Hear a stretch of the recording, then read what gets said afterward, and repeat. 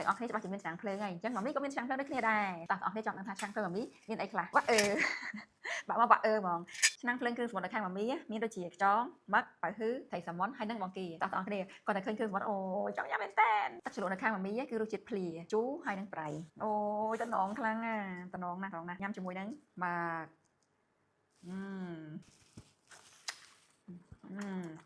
ត្រីសាម៉ុន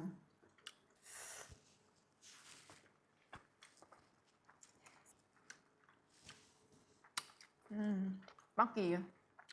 អូឆ្ងាញ់គ្រប់មុខចាំដល់បើហ៊ឺវិលមកហើយបើហ៊ឺតំណងណាស់អូយ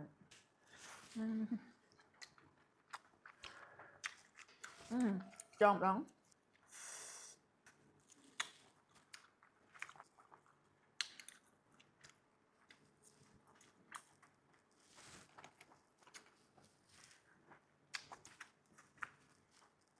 តែបងប្អូនអរគ្នាចូលឆ្នាំចិនហ្នឹងគ្រប់ផ្ទះសុទ្ធតែមានចាប់ឆាយហើយប៉ុន្តែបើតឡនចាប់ឆាយនេះគ្រឿងសមុទ្រពីខាងម៉ាមី Seafood